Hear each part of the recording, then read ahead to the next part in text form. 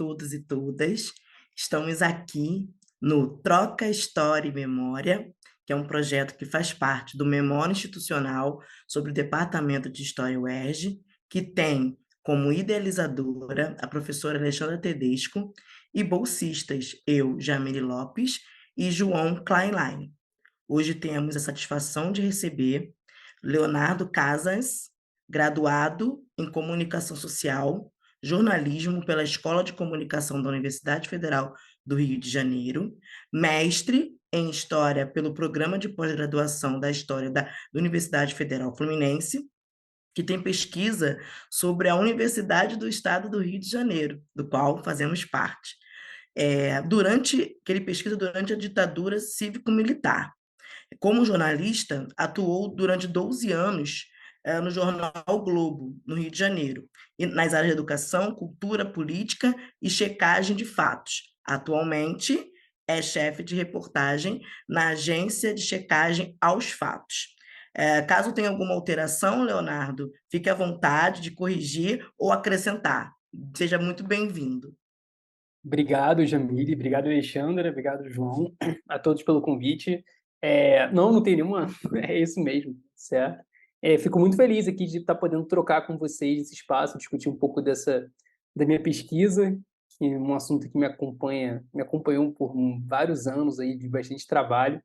E é muito legal ter essa troca, inclusive, ainda mais com o pessoal da UERJ, que eu sempre, apesar de ter feito meu mestrado na Federal Fluminense, na UF, como meu objeto de pesquisa era a UERJ, frequentei muito a UERJ, o arquivo da UERJ, enfim, tenho uma relação de carinho muito grande com a instituição. Então, para mim, é muito bacana assim, poder ter esse espaço de troca com vocês.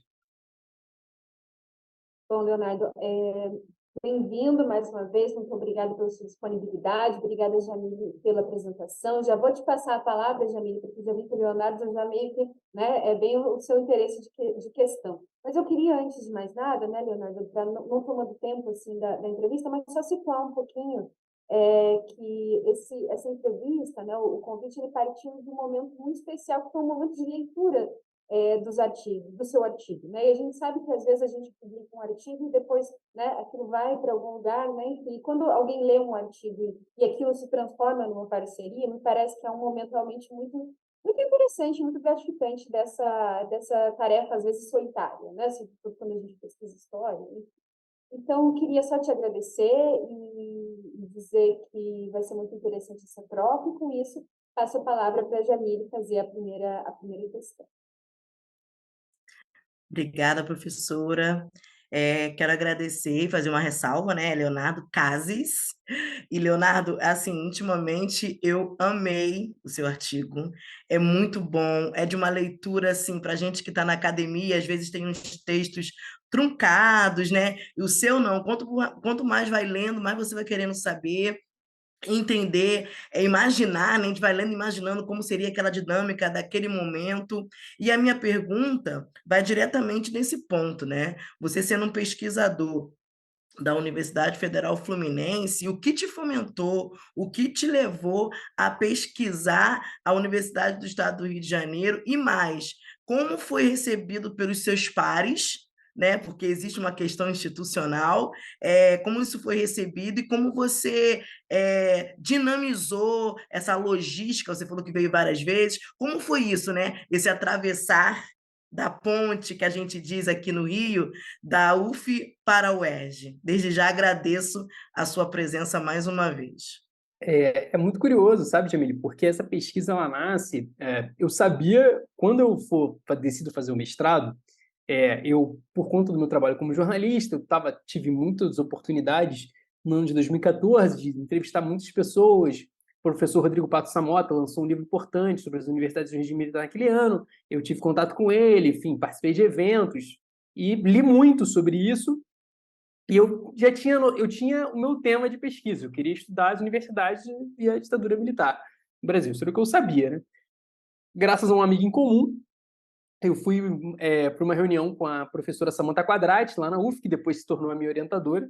E aí, nessa reunião, a gente começou a conversar sobre várias pessoas. Esse amigo meu tinha estudado no Colégio Pedro II, um colégio onde a minha mãe e o meu irmão atualmente são professores, e eu venho de uma família de professores, e tinha uma relação, um dos meus melhores amigos tinha estudado a vida toda Pedro II, apesar de eu não ter estudado, e papo vai, papo vem.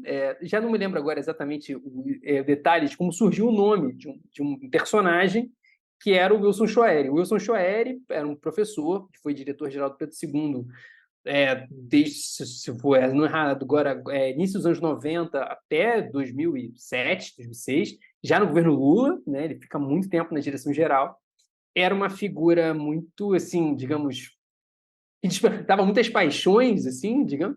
E aí, ao buscar as coisas sobre o Choeri, eu já tinha feito uma pesquisa sobre ele, e eu sabia que ele tinha uma relação com a UERJ, na verdade, assim.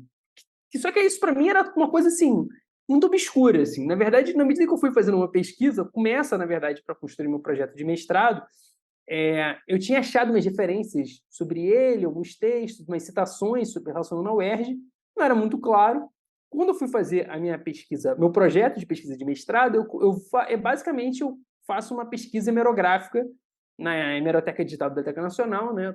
Graças a Deus por ela existir, né? Todos os historiadores todos os dias agradecem porque a Hemeroteca Digital existe, que é como se fazia pesquisa antes da Hemeroteca Digital, né? Uma coisa assim, pensar que era de 2004, se não me engano, 2005, é relativamente recente, assim, mas já faz uma enorme diferença. Em busca da trajetória do Choeri, né? Tipo assim, que foi o meu projeto de pesquisa no mestrado, né? Eu peguei, assim, fiquei na trajetória desse personagem. E foi o Choeri, na verdade, que me abriu todas as portas para esse universo e esse trânsito entre instituições que, na verdade, eu achava que ia ser mais o Pedro II, depois eu entendi que tinha a ver com o UERJ, e depois eu descobri que a história da UERJ e a história do Pedro II, elas estavam completamente conectadas. Isso é uma coisa, assim, que, assim, não sei se tanta gente sabe disso, assim, de como é que você tem, assim, não à toa, você tem... e aí, mais por questões pessoais, eu tinha esse conhecimento, uma circulação de docentes entre o Colégio Pedro II e a UERJ, ainda nos anos 90, nos anos 2000, é uma coisa de professores cedidos do Pedro II à UERJ, e, enfim, isso sendo uma circulação que existia, e, na verdade, entender que isso remonta a raízes muito antigas que vem do processo de constituição da universidade, lá de 1950. Então, assim, foi um pouco assim, eu fui surpreendido pelo meu objeto. Eu costumo dizer assim, eu comecei buscando uma coisa, eu puxei um fio e o meu fio ele abriu muitos caminhos que eu não fazia a menor ideia. Eu me surpreendi muitíssimo, assim. Acho que a UERJ, assim, parte do meu interesse pela UERJ também, ela vem do fato de eu achar que era uma universidade que recebia muito menos atenção do que as outras universidades, por não ser uma universidade federal no período da ditadura. Isso é um fator importante. A UERJ, ela é afetada de modo bastante particular, bastante diferente, na verdade. Como ela não sofre uma interferência direta do Ministério da Educação, né, do MEC da ditadura, ela não tem, por exemplo, uma assessoria de segurança e informações, né, que era o braço do SNI, do Serviço Nacional de Informações, dentro das universidades, na verdade, autarquias, né? Todos os órgãos públicos tinham uma ASI, que era a Assessoria de Segurança e Informações, que era um braço do SNI. A UERJ, por exemplo, não tinha uma ASI própria porque ela não era um órgão federal. E aí, na verdade, quando eu fui pesquisar a documentação, por exemplo, da repressão política sobre a UERJ, você percebe que, na verdade, ela fica numa espécie de uma zona de cinzenta. Assim, ela tá você acha coisa na agência do Rio, do SNI, você acha muita coisa no DOPS, no acervo do DOPS, que, assim, por ser, né, ligado à polícia do antigo estado da Guanabara, depois Rio de Janeiro, ele acaba acompanhando muito mais o que acontece na universidade. Então, você tem, assim, me chamava a atenção um pouco isso, assim, né?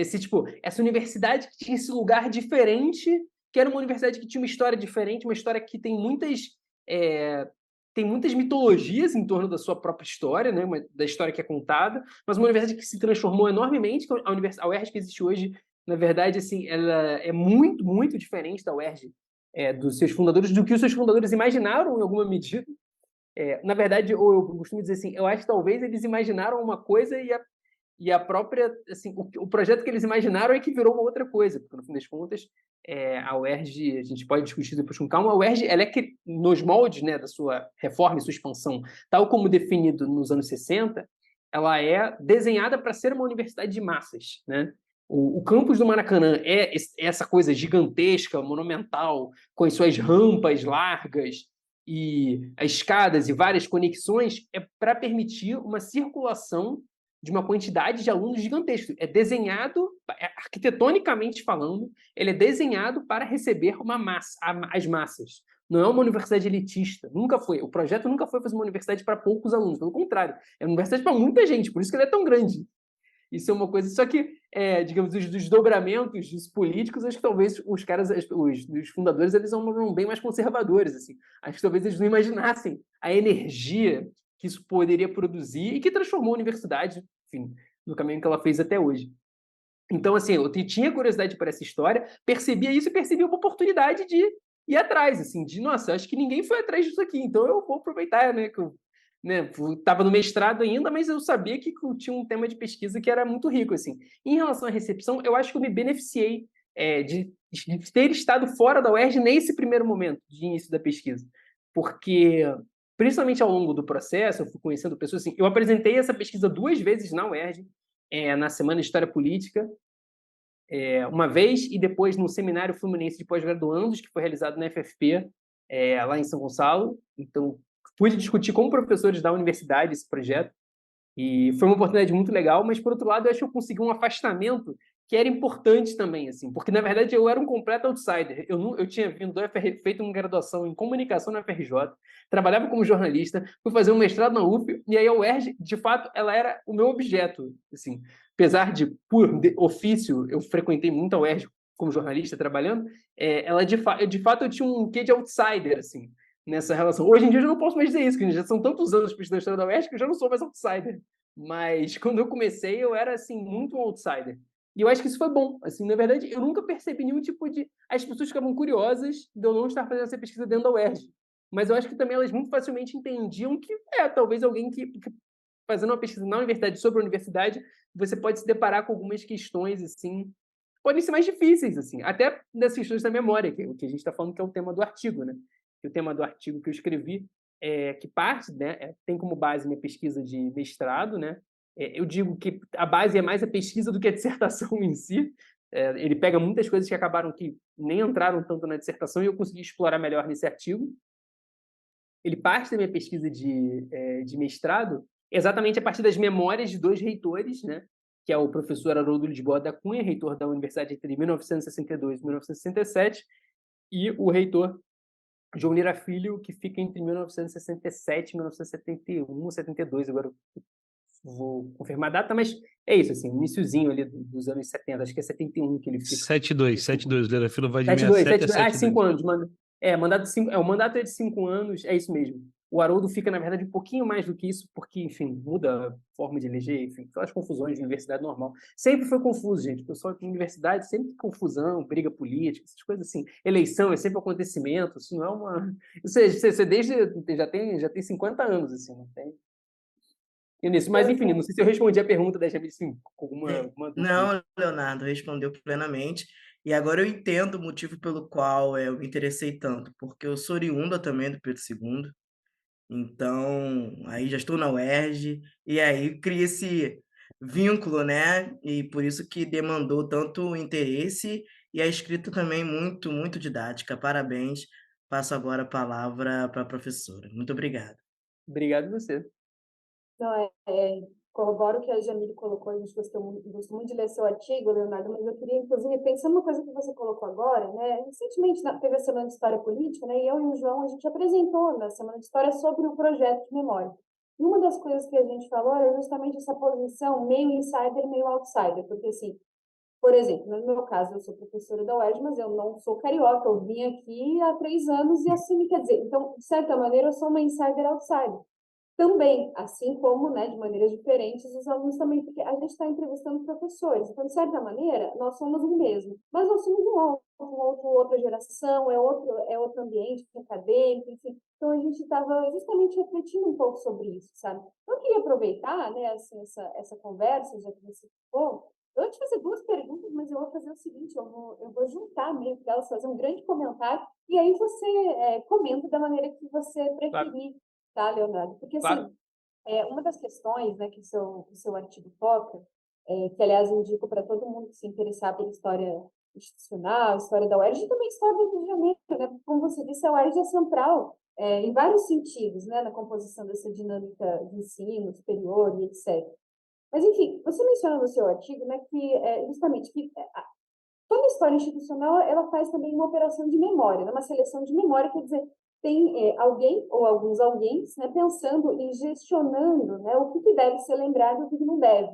Então, me chama a atenção um trabalho como o seu, porque você tem, claro, você tem o acervo das entrevistas com os reitores, eles são, digamos assim, a sua fonte, mas também você precisa considerar o contexto em que aqueles registros foram produzidos, né? Quer dizer, o que aquelas pessoas estavam fazendo enquanto faziam o que faziam, né? O que significava gravar entrevistas com esses reitores em efemérides comemorativos e etc. Então, me chamou um pouquinho a atenção disso, pensando, porque, sobretudo no caso dos teus dois personagens, né, uma coisa que chama um pouco a atenção, eu também já vi esses vídeos, são super interessantes, né, que eles estão sempre numa posição assim de inelitismo, né? Quer dizer, eles tomam muito para si, eles assumem essa coisa da identidade da UERJ, né, e tal. Então, eu queria te ouvir falar um pouquinho sobre essa disputa pela construção da memória da UERJ, né? Sobre essa tal dessa cultura da UERJ, que, de fato, assim, eu chegando percebo que tem alguma coisa, não sei bem o quê, né? Mas parece que essa identidade institucional, não só institucional, né? Essa identidade cultural mesmo da UERJ, vendo o teu texto, lendo o teu texto, vendo o teu trabalho, parece que ela já estava sendo construída, já estava presente naquelas disputas que aqueles sujeitos estavam travando lá, né, no momento da construção do prédio, enfim. Queria te ouvir falar um pouquinho sobre É, essas questões.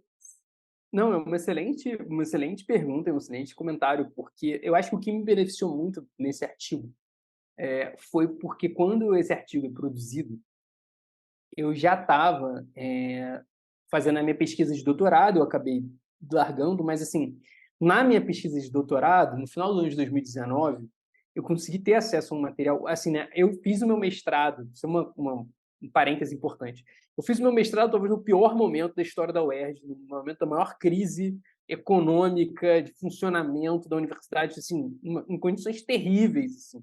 Isso me deu muitas dificuldades de acesso, muitas coisas estavam fechadas, as funcionárias não tinham condições de trabalhar, as pessoas estavam sem salário. Foi realmente num período muito grave, assim. Eu acompanhei muito de perto essa situação. Então, quando eu terminei o mestrado, assim, muitas coisas apareceram ali nos últimos 3, 4 meses, quando as coisas começaram minimamente a ficar um pouquinho melhores. E aí eu sabia que tinha mais coisa para vir. Eu sabia que tinha mais material. E aí, quando eu fui fazer, já em 2019, no meu primeiro ano de doutorado, eu a UERJ já estava em outro momento, numa outra situação, principalmente no final do ano de 2019, e o arquivo estava assim, tudo funcionava muito melhor e eu tive acesso a um volume de documentação gigantesco. Que assim, eu tenho, né, isso é uma coisa que eu coletei esse material, eu tenho digitalizado os boletins da UERJ de 1966 a 1974. Está comigo, assim, estava lá no artigo, eu digitalizei na mão com o meu celular e, tipo, juntei esse muito que é um dia a tese que um dia eu vou escrever, ela tá guardada lá, o material tá todo lá. Mas assim, nos boletins fica muito claro essa preocupação em criar uma cultura institucional. Assim, a cultura institucional, assim, gente, a quantidade de cerimônias, solenidades, medalhas, assim, era uma rotina disso, assim.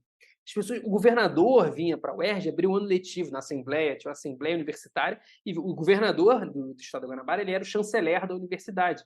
Eu acho que ainda hoje, assim, ele ainda tem esse título, o governador ainda é o chanceler. Mas isso era uma coisa, assim, era uma cerimônia que as pessoas botavam aquelas roupas de gala, aquele negócio, tipo, sabe, tribunal, assim, um negócio, tipo, uns fardões, umas coisas assim, e como recebeu-se o presidente da República várias vezes, como recebia-se para dar um título de doutor honoris causa a alguém. Assim, era uma universidade muito preocupada com seus rituais. Na verdade, isso era uma dimensão, inclusive, que eu estava querendo. Tipo, era uma das dimensões que eu ia trabalhar na pesquisa. É como uma universidade muito ciosa dos seus rituais. E eu acho que isso fica muito forte. Quando a universidade faz 30 anos, isso assim, eu estou falando, né, a UERJ, que é um período curto, porque, só fazendo uma recapitulação histórica assim, muito rápida, a UERJ, oficialmente, ela é criada por uma lei de 1950, mas, na verdade, essa lei de 1950, na verdade, ela é aprovada em 1950 e daí iniciou uma briga política enorme, porque essa lei de 1950 prevê a encampação de 4 faculdades particulares que existiam no Rio de Janeiro: a Faculdade de Filosofia, Ciências e Letras, do Instituto Lafayette, a Faculdade de Ciências Médicas, a Faculdade de Ciências Econômicas e a Faculdade de Direito do Rio de Janeiro.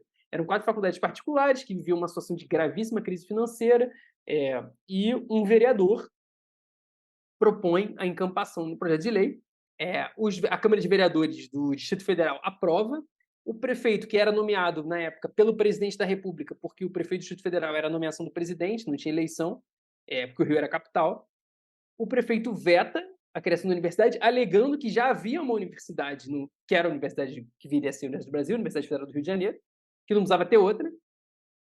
O veto, na ocasião, sobe da Câmara de Vereadores. Quem apreciava os vetos da Câmara de Vereadores do Distrito Federal era o Senado.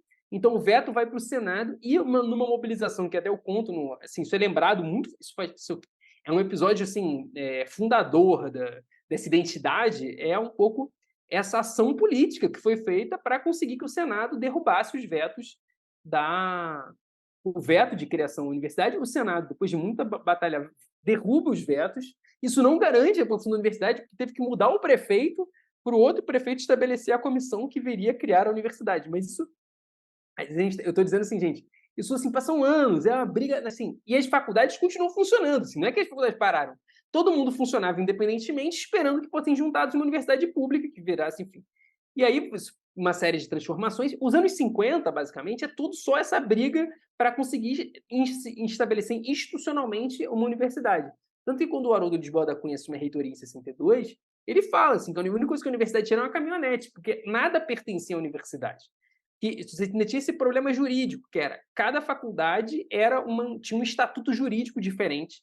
Aí tinha a Faculdade de Ciências Médicas, os professores eram sócios, era uma sociedade anônima, os professores eram sócios. Então, em determinado momento, a UERJ compra a participação dos professores na própria faculdade, na encampação. É uma loucura, assim, digamos, a organização jurídica, o patrimônio dessas faculdades, de quem é? É da faculdade? É de quem? Foi uma coisa muito confusa. Nos 50, basicamente, foi só a universidade, enquanto a universidade não existia. A reitoria era uma peça assim, que ficava em Laranjeiras. Vocês terem a noção, o Instituto de Filosofia, a Faculdade de Filosofia, o Instituto Lafayette, é onde hoje é a Fundação Bradesco, na rua Doc Lobo, no prédio onde funciona a Fundação Bradesco. A Faculdade de Ciências Econômicas era na Lapa, a Faculdade de Direito do Rio de Janeiro, no Catete, na Rua do Catete, um prédio caindo aos pedaços, que ainda hoje está caindo aos pedaços, apesar de ser meio reformado, pertence ao UERJ, governo do Estado. E a Faculdade de Ciências Médicas é onde o Pedro Ernesto, o hospital, ele já funcionava ali. Não naquele prédio, obviamente, não naquelas condições. Então, assim, a reitoria era em Laranjeiras, uma coisa que não fazia o menor sentido. A universidade, cada coisa num lugar, tudo muito poder ainda nas congregações das faculdades. Então, assim, todo esse processo da UERJ, assim, a UERJ se constituir enquanto universidade, eu acho que por isso, para essa geração, isso foi tão importante. Acho que isso é um ponto fundamental. Esses reitores, né, o Haroldo, Lisboa da Cunha, a partir de 62, depois João Lira Filho, que há uma continuidade, até porque você tem muita instabilidade, muito troca de reitor, tem muito... Quando esse grupo político, né, como eu falo, né, que é o grupo, que é assim, os reitores da UERJ, na sequência, Haroldo Lisboa da Cunha, João Lira Filho, Oscar Ascioli Tenório, Ney Cidade Palmeiro, até 1900, que é o reitor em 1980, quando a UERJ faz 30 anos, entre 62 e 80, esses quatro estavam... Na verdade, acho que tem alguém no meio do caminho agora que eu estou esquecendo que não estava, mas todos eles eram egressos da congregação da Faculdade de Filosofia, Ciências e Letras do Instituto Lafayette nos anos 30. Eles fundaram a faculdade em 39, vou errar a data, no final dos anos 30, 37 ou 39. Então, assim, é uma coisa muito interessante, porque, na verdade, eles estavam juntos. E aí você vai entender que eles têm relações da época do Colégio Pedro II, porque o Haroldo Lisboa da Cunha era catedrático de matemática do Colégio Pedro II, que era um cargo de muito prestígio, e você tinha uma circulação muito grande, que tem a ver, enfim, que aí já vou fazer uma digressão grande, mas é só para dar uma pincelada, assim. Essa faculdade de filosofia do Instituto Lafayette, eu escrevi um artigo sobre ela, saiu um livro organizado pela professora Marieta Ferreira. Essa faculdade de filosofia, ela, no artigo, a hipótese que eu elaboro nesse artigo, é de que essa faculdade foi a forma que os catedráticos do Pedro II se encontraram de se inserir no ensino superior. Havia um momento de transição, nos anos 30, ali, para o governo, no Estado Novo, muitas mudanças, experiências políticas, a primeira do DF, do Pedro Ernesto, no Rio de Janeiro, um momento muito efervescente de discussões sobre universidade, e muitos catedráticos do Pedro II, eles entram na Faculdade de Filosofia do Instituto Lafayette, que, por ser particular, não gerava um problema, digamos, de duplicidade de matrícula, para usar termos contemporâneos, não era esse o termo na época. Mas, assim, ele não poderia ter 2 empregos públicos. Então, como a faculdade era particular, ele poderia ser catedrático do Pedro II e dar aula numa faculdade particular, e dessa forma se inserir. Então, você tem um movimento que é o movimento do Wilson Choeri, que tem um mestrado, que é o Wilson Choeri, ele é aluno do Pedro II, um aluno com uma trajetória, membro do Grêmio, politizado, tem uma trajetória importante dentro da escola, que vai para a Faculdade de Filosofia do Instituto Lafayette, que, claro, para se estudar física, ele vai ser licenciado em física, se não me engano, é física, mas são os mesmos professores, na verdade. Os professores do Colégio Professor são os professores que ele vai encontrar e ele, assim que se forma, já se torna professor da Faculdade de Filosofia do Instituto Lafayette. E se torna colega dos professores que estavam acompanhando ele desde a juventude na sua trajetória no Colégio Pedro II. Então, você vê, é a formação de... Isso eu estou falando ali dos anos 30, 40. Quando chega em 60, esses professores, os catedrais, já estão aposentados do Pedro II, eles já não estão mais, mas eles têm esse grupo de pessoas que eles formaram e que assim, orbitam em torno daquilo. Assim, os nomes se repetem com uma frequência impressionante. Assim.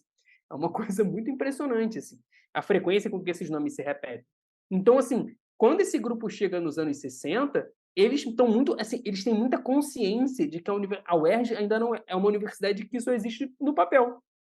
Assim, eles sabem que ela não é uma universidade. E eu acho que a minha sensação é que, exatamente por ter muita clareza sobre o que precisava ser feito, eles foram muito ciosos da constituição de uma cultura. E aí, com todos os seus rituais, com todos os seus símbolos, as insígnias da universidade, e assim, tá tudo registrado. Os boletins da UERJ são um material riquíssimo, assim.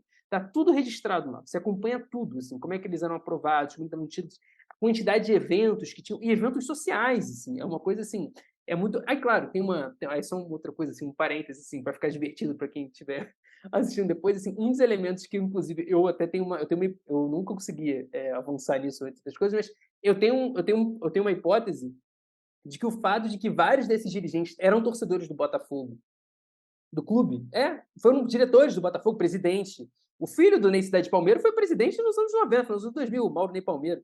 O Ney Cidade Palmeiro, assim, assim, o concurso de cátedra, o cara virava catedrático, o almoço de comemoração era na sede social do Botafogo. Tinha uma coisa, assim, o João Lira Filho torcia pelo Botafogo, foi diretor do Botafogo. Então, aí é onde os laços institucionais, pessoais, de afinidade, eles vão se encontrando. Assim, eu já tenho que fazer essa pesquisa, porque eu acho que se procurar, vou encontrar uma porrada de gente que era todo mundo lá, e era sócio, frequentava o clube, porque você percebe que essa circulação não é só do espaço colegas profissionais, era muito mais amplo, assim, aquela relação daquele grupo era muito mais ampla. Assim.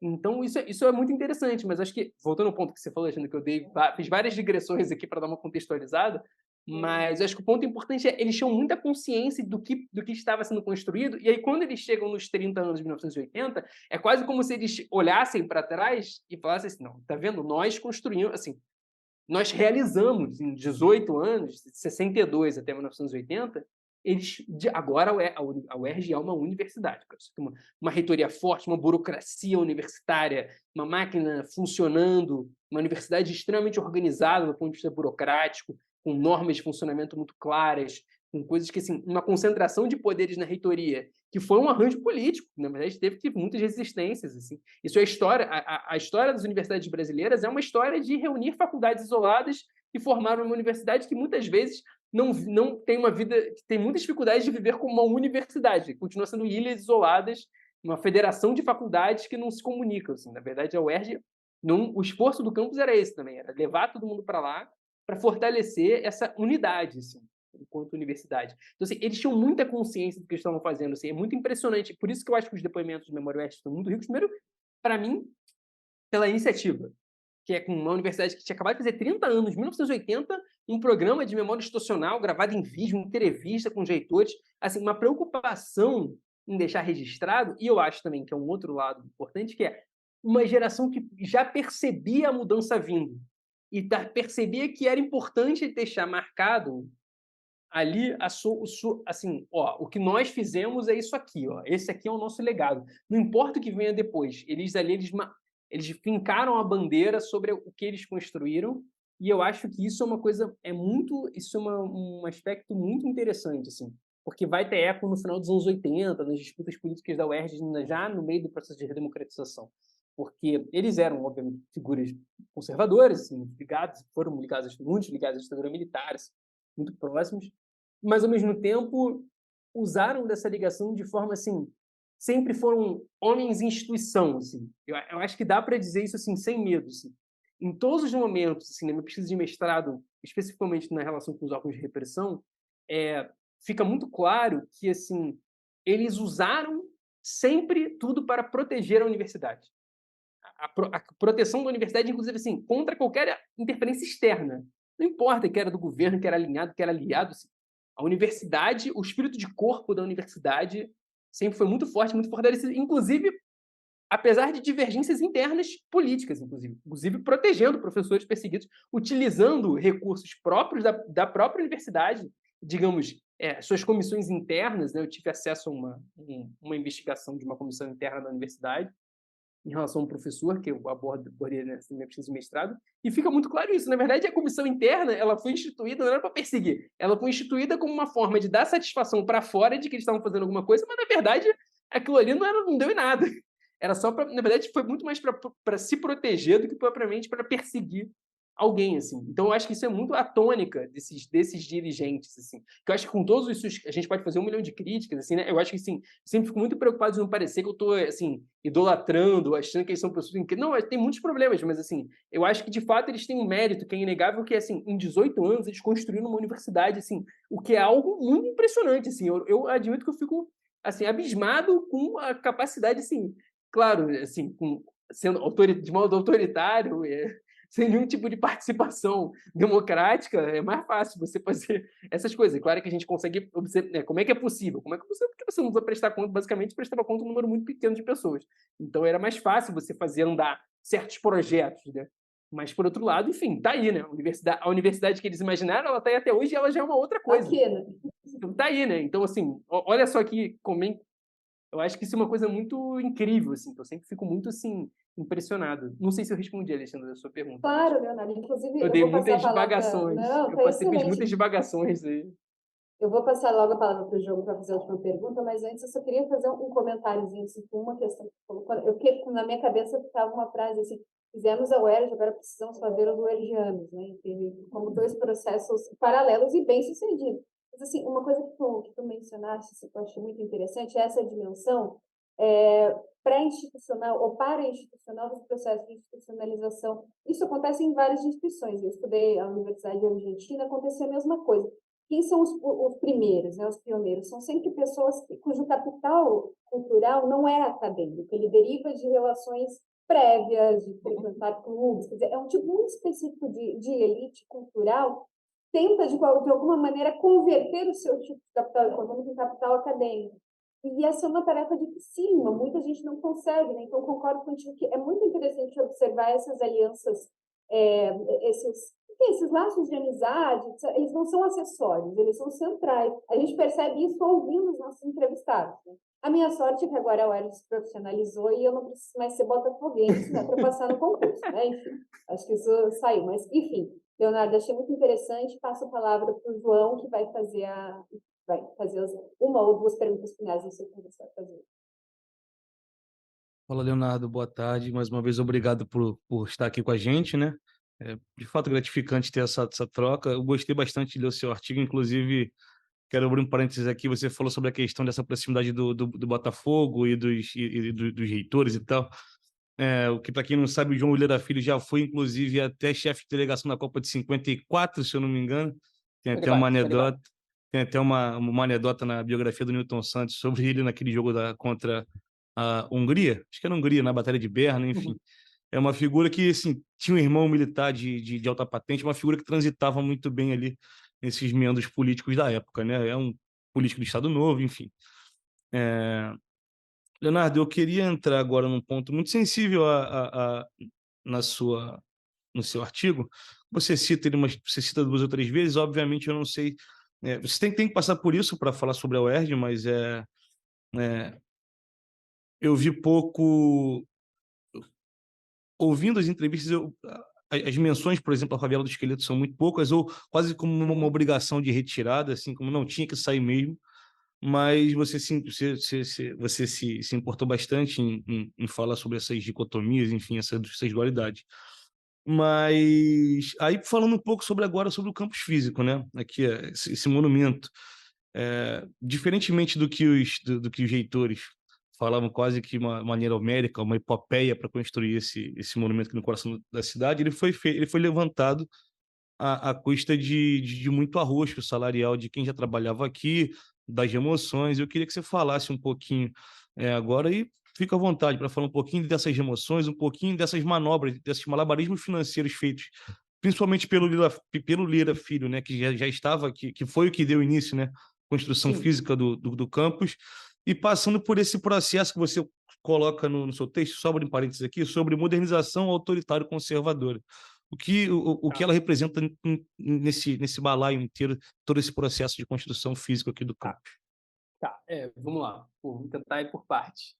Assim, acho que tem uma dicotomia importante que foi clara no artigo, que é assim, o Haroldo Lisboa da Cunha, ele é o grande, talvez, o arquiteto formulador da ideia, do conceito de universidade, do que se imagina para a universidade, no período do Haroldo. O Haroldo é um cara que ele vai, por exemplo, ele participa de comitivas nos Estados Unidos, ele estabelece relações com o Frank Tiller da Universidade de Houston, tem uma participação importante nos projetos de reestruturação do ensino superior no Brasil.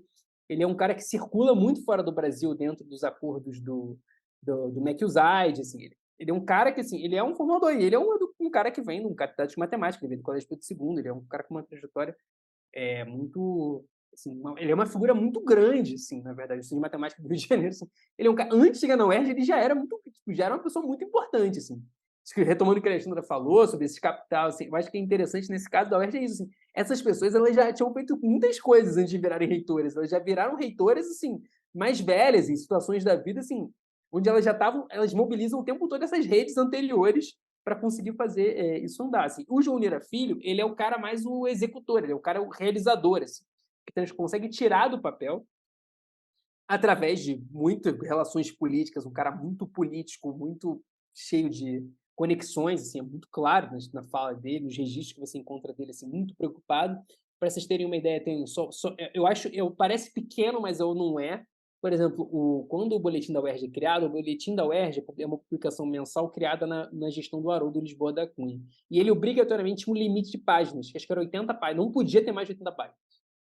E o Lira Filho tira essa limitação, nos primeiros atos, tirar essa limitação para poder transcrever os discursos na íntegra, entendeu? As coisas que eram faladas. Assim, tinha uma coisa assim, muito documental acontecendo na universidade e tal. Então, assim, o Lira tem esse perfil. Assim. O que é que une os dois, né? Nesse caso, o favela do esqueleto. Assim, eu tive que fazer muita pesquisa sobre o favela do esqueleto por fora. Não é assim, não, você olha as coisas, não tem nada. Não, quase como você falou, assim, é um empecilho ali. A gente ganhou esse terreno, por acaso, tem uma favela lá, então a gente tira as pessoas. Assim. É basicamente assim. Inclusive, a fala é muito reveladora do Haroldo, quando ele fala dos alunos da Faculdade de Serviço Social que foram ajudar na remoção, né? Foi ajudar a retirar as famílias que moravam lá e levaram sair à base de porrada. Apanharam dos moradores que resistiam a essa desocupação. Olha o tamanho da inversão, né? Assim, porque aí você vê a concepção de serviço social e do que estava se entendendo sobre, naquela época, sobre o que era aquilo, assim. Então, assim, isso é uma coisa interessante, que é que para esses, porque de fato eles pertenciam a uma elite, né, do Rio de Janeiro, assim, então, assim, não havia nenhum constrangimento, nenhuma necessidade de prestar contas, nada. Isso era uma não questão. Assim. Retirar as pessoas dali era uma não questão. Ainda mais no contexto do governo Lacerda, muitas remoções estavam acontecendo na cidade, então era uma coisa assim, era quase como um progresso. Assim. Eles eram aquelas pessoas que estavam ali, elas eram um empecilho para o progresso. Mas, gente, vai ser uma universidade aqui. Imagina, essas pessoas estão aí, um hospital que começou a ser construído no governo Washington Luiz ainda, antes do Getúlio. O esqueleto do negócio começa a construir no Washington Luiz. As pessoas estavam lá há muito tempo, assim, e viviam em condições precaríssimas, falando em condições assim, realmente terríveis de vida, de famílias que moravam lá numa situação realmente muito, muito complicada. E eles tratam isso assim, como nenhuma, assim, não tem nenhum tipo de constrangimento, que vai lá, arranca todo mundo fora, prende. E eu tive que fazer muitas pesquisas, na verdade, por fora, assim, porque, na verdade, a própria UERJ não na verdade, assim, a UERJ tem um papel meio complicado, assim, na verdade, né? Tipo assim, ela é uma universidade que, em última instância, o campus dela é fundado na expulsão das pessoas pobres que moravam aqui. Eu acho que, na verdade, assim, o fato da UERJ ter se tornado a primeira universidade a adotar uma política de cotas, por exemplo, na verdade, eu acho na verdade, fascinante, porque ela é fundada num ato de expulsão, mas ela é a primeira a incorporar e a se abrir, digamos, para a massa dos trabalhadores pobres, negros, enfim. Eu acho que, assim, de fato, uma universidade... Mas isso olha como é que as coisas são contraditórias. qual era uma das principais características da UERJ, da Faculdade de Filosofia do Instituto Lafayette, que já era? Cursos noturnos, que não existiam. A Faculdade de Filosofia do Instituto Lafayette ela foi pioneira no Rio de Janeiro em oferecer curso noturno de ensino superior para as pessoas que trabalhavam, que vai ser uma característica da UERJ. Então, assim, olha como é que eu falo das contradições, assim. Funda num ato de expulsão, expulsa, mas estava muito, na verdade, muito mais preocupado e muito mais conectado. Se você pegar os argumentos da localização, o Stuery usava um termo que eu não vou conseguir reproduzir porque é um termo técnico, assim, para dar um aspecto. Porque era isso, era em frente ao ramal de vários lugares, então era um lugar muito estratégico para uma universidade de massas. Que é uma coisa muito, exatamente, uma universidade de massas. Assim, foi pensada desse jeito. E aí você vê como é que os caras não viam nenhuma contradição em ter expulsado as pessoas e depois fazer uma universidade de massas onde as pessoas viviam. É uma coisa assim. E realmente, assim, esses não viveram isso como uma contradição. Isso era uma não questão, né? Como a gente falou. Assim. E eu acho que em relação ao que o Vieira Filho faz, em relação aos arrojos salariais, eu acho que isso só é possível, em parte também, porque a UERJ era, digamos, não era a fonte de renda dos muitos professores, não era a principal fonte de renda. A universidade conferia muito mais prestígio do que dinheiro, propriamente. Muitos eram servidores públicos, tinham carreiras no judiciário, desembargadores, juízes, estavam na burocracia do Estado, ocupavam cargos de administração do Estado da Guanabara. Então, assim, a universidade é mais fácil ele fazer esse arroz que permite que ele construa a universidade, porque aquilo em termos salariais não era de onde as pessoas estavam tirando, assim. Na verdade, porque as pessoas sempre ganharam mal. Então, na verdade, então foi mais fácil nesse sentido. Mas porque, ao mesmo tempo, todo mundo sabia que a universidade se fortalecendo, as pessoas iam se fortalecer juntos num processo de força institucional, daquele prestígio que era o elemento principal, assim, que vinha. Então, isso eu acho que isso é uma coisa importante que ajuda a explicar, assim, como é que foi possível, na verdade, uma ruptura tanto tempo, assim. De fato, é bastante impressionante, assim, as jogadas que o Lira faz, assim, é uma coisa muito, assim, é bastante impressionante. Por outro lado, que faz sentido porque a universidade tinha autonomia financeira. E isso é um fator muito importante.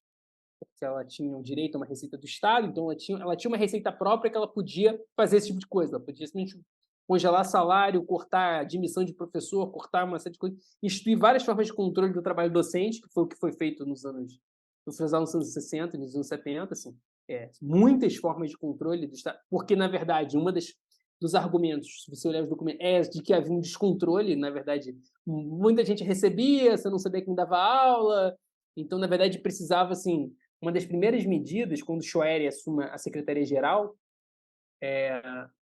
acho que no mandato do Haroldo ainda, ele vai fazer uma coisa não, acho que é do Lira Filho. Ele faz uma coisa que é fazer tipo como se fosse assim, um inventário de pessoal, assim. Vamos fazer todos os funcionários da universidade. Assim. É uma coisa que você pensa, nossa, pois é. Assim, realmente, assim, vamos de quem é a folha de pagamento. Uma investigação da folha de pagamento, controle de ponto, controle de presença. São muitas formas do controle de trabalho docente que são implantadas nesse período, que é o que, na verdade, cria condições para que o Lira faça isso. Assim. Eu acho que só é possível por conta disso, porque as pessoas, na verdade, faziam muitas outras coisas. Por exemplo, vários professores davam aula na UERJ e davam aula em outros colégios, em outros lugares, em outras universidades. Isso é uma coisa muito... imagina falar em dedicação exclusiva, está totalmente fora do espectro, e aí acabava sendo mais fácil assim, esse tipo de prática. Perfeito. Leonardo, mais uma vez o que eu queria agradecer, você respondeu bastante, apesar da internet não estar colaborando muito agora nesse final, mas normal, acontece. E eu queria só compartilhar até contigo uma reflexão que você acabou, lendo esse artigo, acabou batendo em mim, né? Acabou chegando até a mim, que você escreve mais ou menos isso aí, acho que no início do teu artigo, que às vezes é o que eu não sei se acomete a Jamília, a professora, mas geralmente essa questão aparece na minha cabeça em relação ao nosso projeto mesmo, que é essa dimensão, né? Até onde vai a homenagem aos professores, qual é a intenção, e no final a gente acaba percebendo que a própria gênese desse projeto que veio com a professora Alexandra, ela fala até muito mais do tempo que a gente viveu, que esse projeto surge em 2020, né, professora? 2020, fala muito mais desse tempo que a gente vive, dessa questão de de ataque às universidades. Então, essa criação desse projeto de memória institucional também é para garantir o espaço da universidade na sociedade, enfim. Então, queria agradecer por essa ajuda aí, por essa reflexão. Você também ajudou a vir até mim, né? Mas, licença, eu queria dar uma palavrinha rapidinho, professora, antes de passar para a Claro, senhora. Jamile, fica à vontade. Leonardo, eu achei também interessante, reverberante no seu artigo, a questão do qual você, não sei se foi intencional ou não, enfim, tentam, de uma certa forma, desmistificar esses nomes, né? Esses expoentes para a galera que está chegando agora, né? Porque quando se fala de questão militar, quando se fala de questão cívico-militar, quando se fala desse período ditatorial, que foi um momento sangrento, né? Da história do nosso país, especificamente aqui no Rio de Janeiro, cria-se toda uma celeuma, foi o que você falou, esses embates políticos, esses embates acadêmicos, essas confusões, né, dentro da universidade, juntamente com a sociedade, porque a gente reflete também esse perpassar, não é de agora, né? Então, desmistificar essas pessoas que, apesar daquele momento, daquela situação que estava acontecendo, conseguiu, de forma objetiva, solidificar a universidade, você não acha, não sei, né, interessante esse contraponto, né? Esse meio do caminho, vamos dizer assim? Esse não maniqueísmo, é isso que eu quero dizer.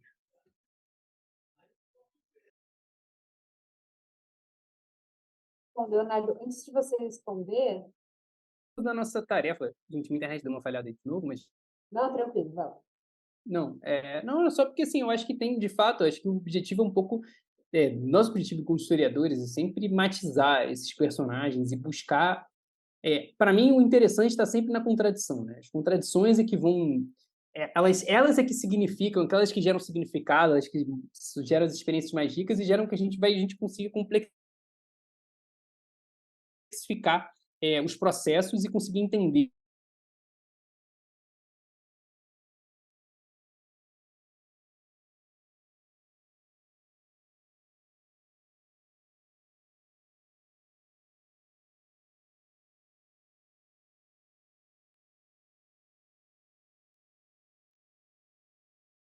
Pronto, a internet voltou. Tá. Vamos lá, vou conseguir terminar.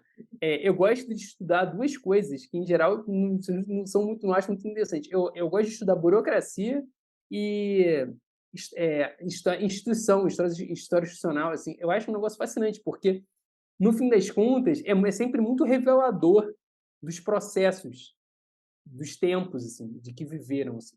O que eu acho, assim, eu acho sensacional, assim, por exemplo, a UERJ tem uma memória de si construída a partir da UERJ do final dos anos 80, que em muitas instâncias, assim, ela obscureceu a UERJ dos anos 60, 70. Se você chegar para alguém hoje na UERJ e dizer que a UERJ foi das universidades do Rio de Janeiro a mais próxima da ditadura militar, eu acho que muitos não sabem isso. Mas, gente, foi muito próxima num nível assim que não tem nada, não tem paralelo, assim. O nível de proximidade, de circulação entre as escolas militares do Rio de Janeiro, a Escola de Comando Estadual do Exército, a Escola Superior de Guerra, a criação de uma pós-graduação em estudos em EPB, os estudos brasileiros dentro da universidade, com militares e civis, o Projeto Rondon, enfim, assim, é uma universidade que está muito conectada. E, por outro lado, por ser uma universidade que se transformou na redemocratização, o que é ótimo. Uma coisa incrível, tanta coisa no Brasil não se transformou na redemocratização. A UERJ se transformou, a redemocratização ela tem um impacto gigantesco dentro da universidade.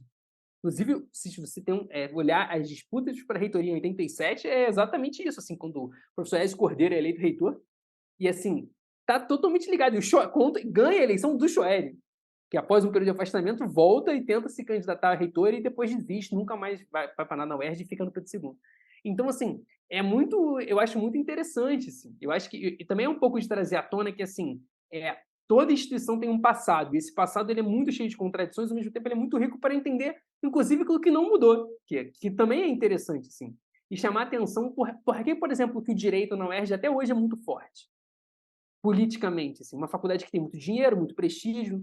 Isso está lá na Faculdade de Direito do Rio de Janeiro, que era basicamente a faculdade de todos os embargadores, juízes davam aula. Depois foi para a UERJ, assim, é quase uma dinastia, inclusive familiar. Se você pegar o nome das pessoas, também continua como assim como na judiciária, assim, todo mundo é filho de alguém e vai nessa, assim. Então, eu acho que isso é muito importante, assim, a gente trazer luz para esses personagens nas suas contradições, assim, e nas suas transformações, porque eu acredito muito num trabalho que dialogue com essa dimensão institucional. A dimensão institucional, ela é sempre uma dimensão muito pessoal dos dirigentes e da conjuntura. Ela, para mim, ela está sempre muito nessa interação entre o dirigente e a conjuntura e as escolhas que são feitas e as escolhas limitadas pela própria conjuntura, e dessa interação é que a gente consegue tirar uma coisa muito entender uma coisa muito bacana, assim, né? E eu acho assim, né, as nossas universidades, a história é curta delas, elas não são universidades tão antigas como na Europa, mas assim, as nossas universidades têm muita história, e na verdade assim, elas têm muita densidade de experiência, que é importante que a gente retome, inclusive, para entender como é que a gente vai fazer para andar para frente, né? Tipo assim, retomar um pouco como nossa, assim, inclusive naquilo que não é bom, né? Tipo, remoção de uma favela, assim, acho que a gente não pode pegar só o que é bom, aquilo que nos incomoda, a gente tem que pegar assim, e assumir como nosso. De alguma medida, nós somos legado daquilo ali, daquela experiência. Eu acho que isso é uma coisa importante.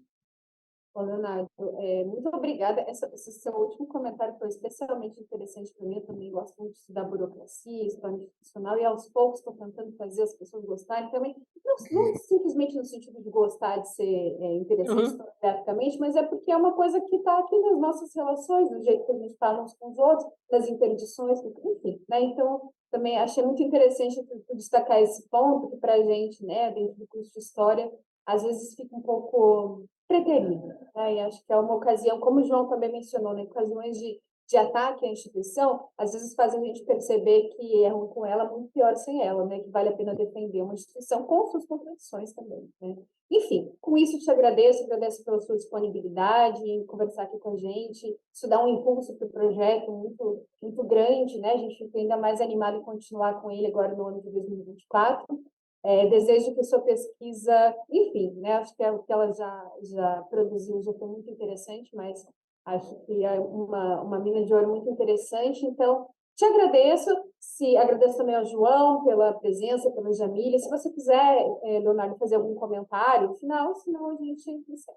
Eu quero simplesmente agradecer você, Alexandra, João, Jamília, assim, é uma oportunidade muito boa poder falar da minha pesquisa, assim, porque é isso, a gente faz as coisas e a gente não sabe o que vai dar, né? A gente publica um artigo e a gente E alguém que leia o seu quer que artigo. alguém vai se interessar, né, por aquilo ali, assim, porque você está tão ligado no objeto, tem uma relação tão intensa, que aí você acha assim, quem é que vai se interessar, né? E é muito bom poder ter essa troca.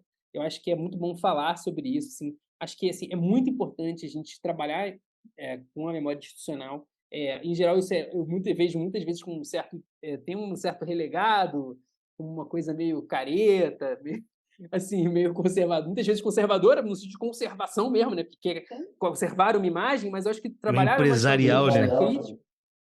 Exatamente, a memória, assim, mas trabalhar ela do ponto de vista crítico, mas ao mesmo tempo, assim, produzir essa memória é o que vai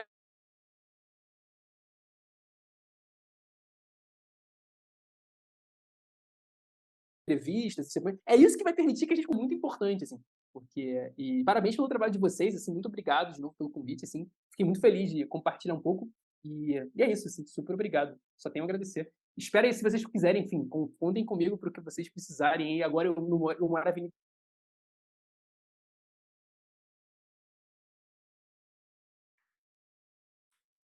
moro na Tijuca, eu moro aqui pertinho da UERJ, agora colaboração com alguma coisa aí, estou à disposição também para a gente conversar.